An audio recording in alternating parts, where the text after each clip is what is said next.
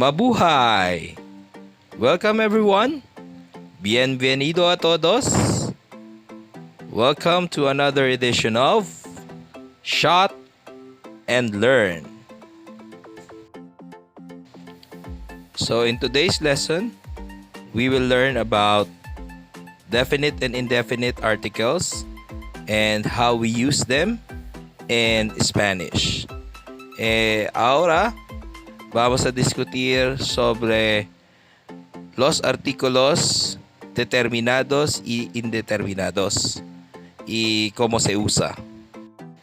So, are you ready?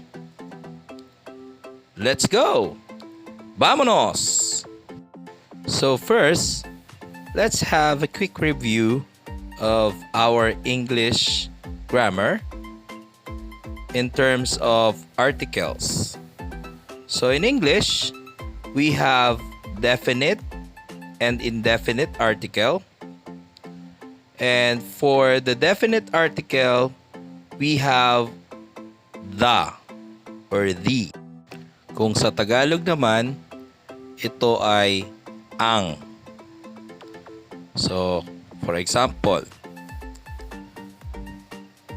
ang bata ay mataba. So in English, the kid is fat. En español, el chico es gordo. So meaning, we are using definite article because we are pertaining to a specific noun. So sa Tagalog, ibig sabihin, yung tinutukoy nating isang bagay ay specific tayo yung doon sa bagay na iyon. At kung mapapansin ninyo, kung halimbawa maraming bata, so pag sinabi nating ang bata ay mataba, so ibig sabihin, ang tinutukoy nating bata ay yung batang mataba. While on the other hand, we have indefinite articles which are a, an, or some. A and an are used normally for singular noun, and some is for plural nouns. But these a, an, and some are used for general nouns. So, ibig sabihin, yung a at an ay ginagamit kapag iisang pangalan o isang bagay lang at tinutukoy natin. At yung some ay ginagamit natin sa mas marami pang bagay. Pero, itong mga bagay na ito ay yung mga bagay na general, meaning to say, pangkalahatan. Wala tayong tinutukoy na specific na bagay. Kung sa Tagalog, ito ay isang or ilang. Yung isang, yun yung katumbas ng a at an, and yung ilang, yun yung katumbas ng some. For example, an apple, a chair. Pag maramihan, if it is plural, some apples, some chairs. En español, una manzana, una silla. In plural, unas manzanas, unas sillas. Sa Tagalog, isang mansanas, isang upuan. Kung pangmaramihan naman, iilang mansanas at iilang upuan. So, if you could notice, in English, the definite article da doesn't change whether it is plural or singular. Unlike for indefinite article, a and an are used for singular and some is used for plural. Which is kaparehas ng sa Tagalog, ang definite article na ang ay ginagamit kapag isahan. So dinadagdagan siya ng mga kapag maramihan. Pag sa indefinite article naman sa Tagalog, yung isang ginagamit pag iisa lang ang tinutukoy na bagay at yung some ay katumbas ng iilan or iilang. In short, we are using indefinite article for general, meaning we are not particular or specific dun sa isang bagay na tinutukoy natin. So, for example, pag sinabi kong, give me a drink. That means, pwede mo akong bigyan ng kahit anong inumin.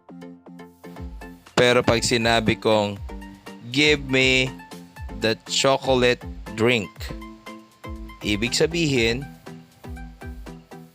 hindi mo ako pwedeng bigyan ng kahit anong inumin maliban sa chocolate drink. Now, in Espanol, for definite article, the in English, we have 4 different definite articles in Spanish. We have el, la, los, and las. If you can see, el and los are used for masculine nouns. La and las are used for feminine nouns. Meaning to say, when you are using definite articles in Espanol, you must know or be familiar with the genders of the nouns. So if you haven't had a lesson regarding genders of the noun, you can watch the other video for the genders of the noun so you could be able to be familiar on how to identify the genders of the noun in Espanol. So here we have el lápiz, that means the pen, and la regla, which means the ruler. In my previous example, which is el chico es gordo, the definite article is used because you are pertaining to a particular person, object, or things. Now, if I'm going to make the subject plural, so I will say los chicos son gordos. This time, I use the masculine plural, which is los, because the subject is now in plural form, which is chicos. Now, if I'm going to change the subject into a female, so I will say in Espanol, la chica es gorda. And if it is plural, las chicas son gordas. So this means that in Espanol, when the subject changes, whether from singular to plural or masculine to feminine, definitely the definite article will also change. Now let's discuss indefinite articles. Indefinite articles in Espanol has 4 forms as well. For masculine, we have un, unos, feminine, una-unas. Just like the definite article, we also consider the singularity and plurality of the subject or the noun being introduced.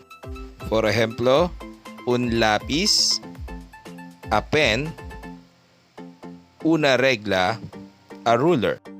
And if it is plural, we will say unos lápiz, some pens, unas reglas, some rulers.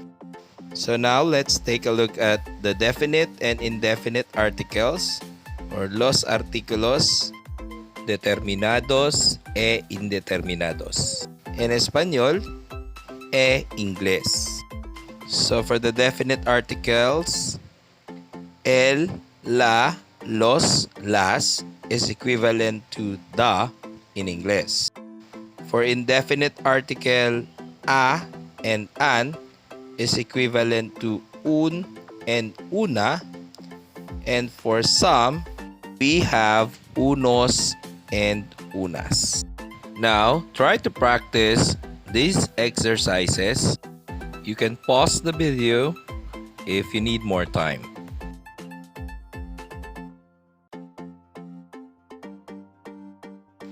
Now, let's check. We have el chico, la chica, la maleta, los cuadernos, el lápiz, las mujeres. Next, we have un autobús, una escuela, una computadora, un hombre, unas señoras, unos lápices. So I hope you like this video. Please don't forget to like and subscribe to this channel, and please leave your comments below if you have any.